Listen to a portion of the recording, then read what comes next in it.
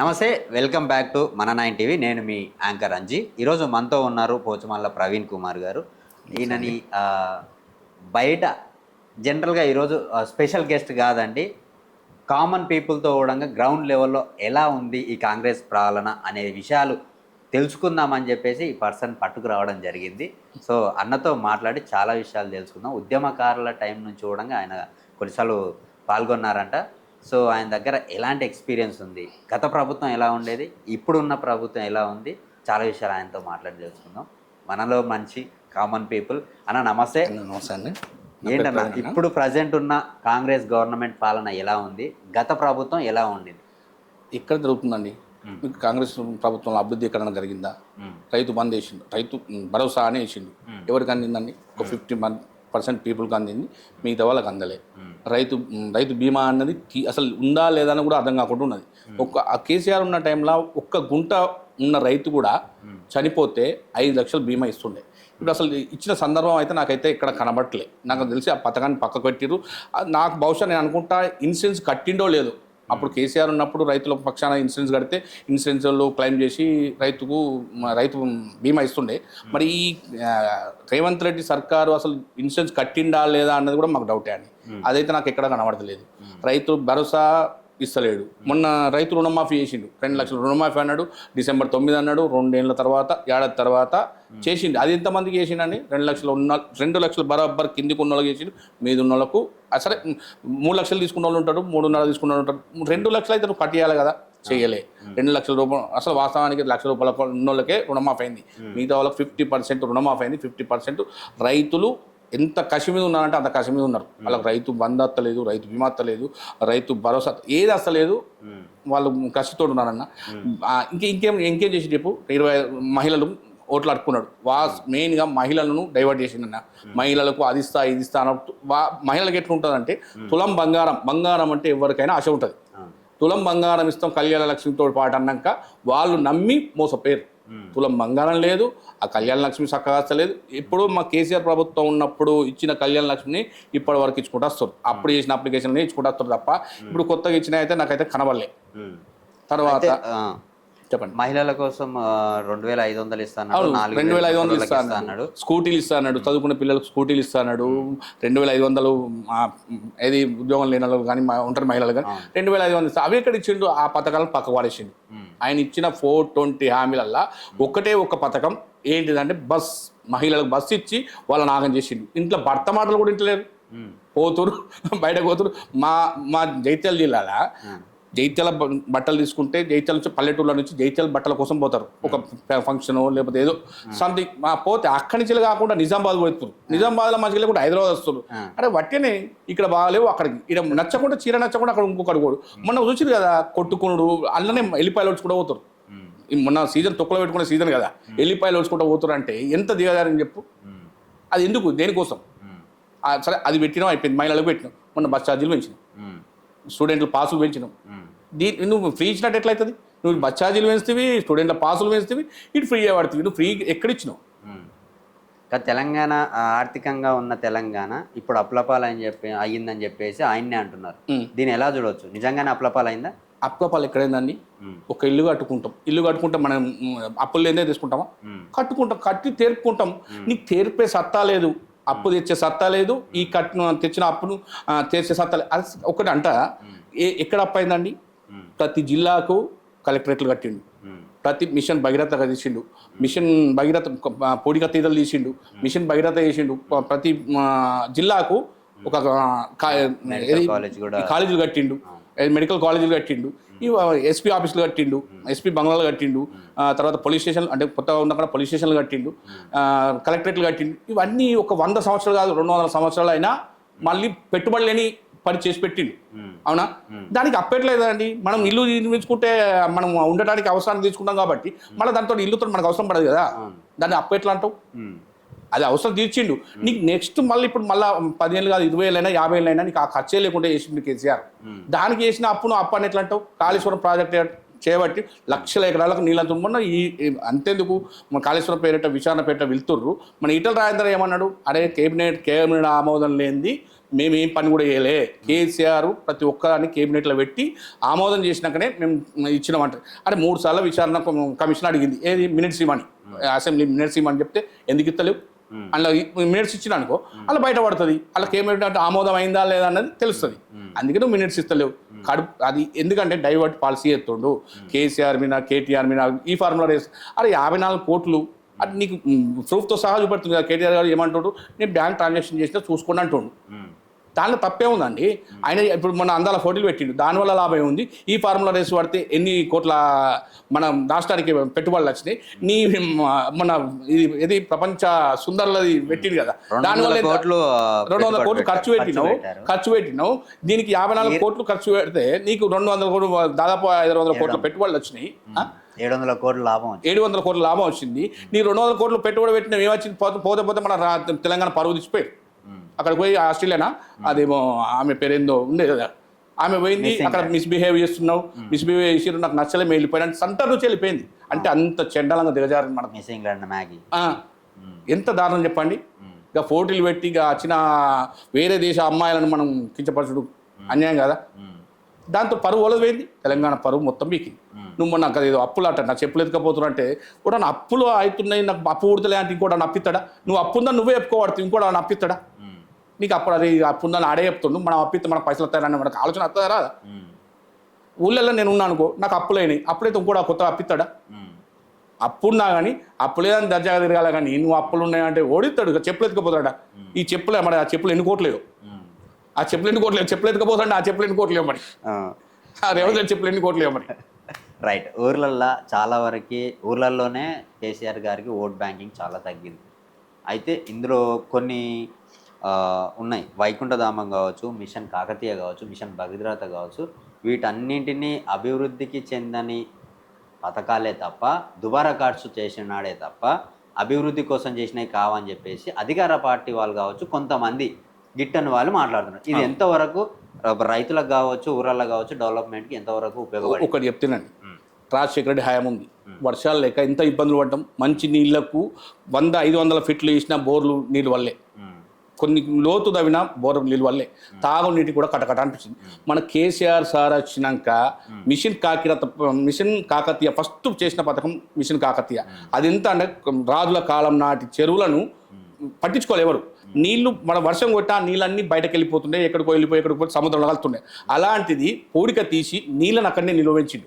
అలా నీళ్ళు నిల్వ ఉండే వరకు, వర్షం పడి నీళ్ళ నిల్వ వరకు కింద భూగర్భ జలాలు పెట్టినాయి. దాంతోపాటు మన రైతులకు నీళ్ళు లేకుండా ఇబ్బంది అయింది, పంటలు సుభిక్షంగా చూడండి. అరే 1.5 కోట్ల ఏదో పంట వరి, అప్పుడు ఎంత వండిందండి? మా విలేజ్లో చూడండి, ప్రత్యామ్నాయ పంటలు నెంపుకుంటుండే. ఇప్పుడు ప్రత్యామ్నాయ పంటలు లేవు, మొత్తం వరి. అంటే వాస్తవానికి వరికి నీళ్ళు కావాలి, నీళ్ళు ఉన్నాక వాళ్ళు వరి వేసుకుంటారు, మొత్తం వరి వేసుకుంటారు. మీరు చూసుకోండి, ఒక 10 సంవత్సరాలకు ముందు వరి పంట ఎంత ఉండే, ఇప్పుడు వరి పంట ఎంత అయింది? వరి పంట నీళ్ళు లేని వండది. నీళ్ళు వచ్చినాయి కాబట్టి అది ఎందుకండి మన చెట్లు పెట్టి, కేసీఆర్ సారు చెట్లు పెట్టి ప్రతి విలేజ్లో చెట్లు నాటి ఎంత బ్రహ్మాండమైన పథకం పెట్టిన పల్లె ప్రకృతి వనాలు. అది ఎంత మంచి పథకం చూడండి. ప్రతి ఊళ్ళో పల్లె ప్రకృతి వనం ఉన్నది, మంచిగా అక్కడ పోతురు, పిల్లలు ఆడుకుంటారు, చల్లని వాతావరణంలో హాయిగా ఉంటుర్రు. అంతకుముందు కలుషితమైన మొత్తం కలుషితం, వాటర్ లేవు, నీళ్ళు లేవు అసలు. ఇప్పుడు చూడండి, అంతకుముందు బావులు ఉండే, ఇప్పుడు ఎవరికైనా బావులు ఉన్నాయి ఊళ్ళలో? లేవు. ఎందుకు లేవు? నల్ల నీళ్ళు వస్తున్నాయి, పుష్కలంగా నీళ్ళు ఉన్నాయి. వైకుంఠధామం గురించి ఏమంటారు? వైకుంఠధామాలు మంచి పథకం అన్న. వైకుంఠధామ ఇప్పుడు సపోజ్ ఊళ్ళలో ఉన్నారండి, చనిపోతే ఇక్కడికో తీసుకుపోయి ఒరేకన్నో ఎక్కడో కాలు పెడతారు. దానివల్ల పక్క పంటి వాళ్ళతో డిస్టర్బ్ అవుతుండే, ఊళ్ళోళ్ళకు డిస్టర్బ్ అవుతుండే. ఆయన ఏం చేసినంటే కులం మతం లేకుండా, చిన్న పెద్ద లేకుండా వైకుంఠధామంలో కట్టించి వైకుంఠధామంలో కాల్చేసుడు పెట్టిండు. అది ఎంత మంచిదంటే నీకు నాకు భేదం లేకుండా ఒకటే కడికి, నువ్వు చనిపోతే ఒకడికి పోవాలి, కోట్లు ఉన్నోడు చనిపోయినా ఒక్కడికి పోవాలి, బీదవాడు చనిపోయినా ఒకటే కడికి పోవాలనే ఉద్దేశంతో పెట్టిండు వైకుంఠధామాలు. ప్రతి ఊర్లే దానికి 1 ఎకరమో 10 గుంటలు 20 గుంటలు తీసుకొని చేసి మంచి పథకం అది. మాకు ఎందుకయ్యా, మాకు చిలకలు ఉన్నాయి, చిలకల్లో పెట్టుకుంటాం, ఇవన్నీ ఎందుకు అంటారు? చిలకలు ఉంటాయి, నీకుంటాయి, నాకుంటాయి. సామాన్య ప్రజలకు, పేదలకు ఇల్లు లేనోడు ఉన్నాడు, వాడిని ఎక్కడ కాలేయాలి? నాకు 10 ఎకరాలు ఉందనుకో, నేను గాలేసుకుంటా, 1 ఎకరం ఉంటుంది. లేనోడు ఎక్కడ కాలేస్తాడు? వైకుంఠధామకు పోవాల్సిందే కదా. మరి అది మంచి పథకం కదా, దానికి విమర్శించడం ఎందుకు? దానికి విమర్శించడం ఎందుకు? అది దానికి ఏమన్నా సరే, ఆ వైకుంఠ ధామాలు కూడా నీకు అభివృద్ధిలో భాగమే కదా, నీకు ఆ పెట్టుబడిలో భాగం కదా, నీకు మళ్ళీ కట్టాల్సిన అవసరం లేదు, మళ్ళీ చేయాల్సిన అవసరం లేదు కదా. అది ఒక్కసారి కట్టేసినా కాలం ఉండిపోతుంది వైకుంఠ ధామం. అది మంచి పథకం అండి. ఇక అన్నటోళ్ళు 100 అంటారు, మనం అవన్నీ పట్టించుకుంటూ పోతే 90 ఎన్నో మురుగుతాయి, మనం అవన్నీ పట్టించుకుంటే అవసరం ఉండదు. రైట్. రేవంత్ రెడ్డి గారి గవర్నమెంట్ వచ్చిన తర్వాత ఒక వాదన గట్టిగా అనిపిస్తుంది, ఏంటంటే రైతుల మీద, కామన్ పీపుల్ మీద బాగా టార్గెట్ పెట్టినారు అని చెప్పేసి కొంతమంది అంటున్నారు.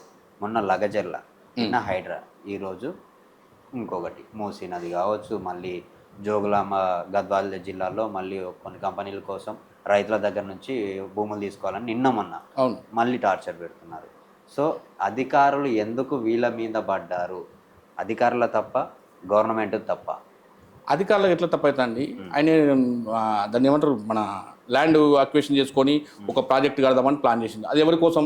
వీళ్ళకి సంబంధించిన రిలేషన్, రేవంత్ రెడ్డికి సంబంధించిన రిలేషన్ కోసం దాన్ని ఖాళీ చేయించి వేస్తే దానికి లంకచెర్లన, దానికి జైలుకు పోయి లొల్లులైన గొడవలైన తిరగబడతారు. దేనికి తిరగబడతారు? సామాన్య ప్రజలు ఎందుకు తిరగబడతారండి?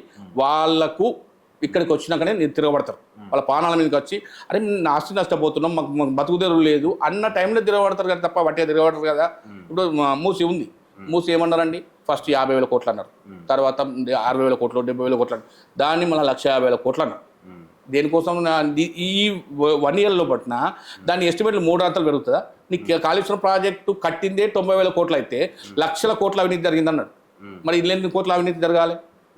అది ప్రాజెక్ట్ మొత్తం 96,000 కోట్లు, 95,000 కోట్లు అయింది.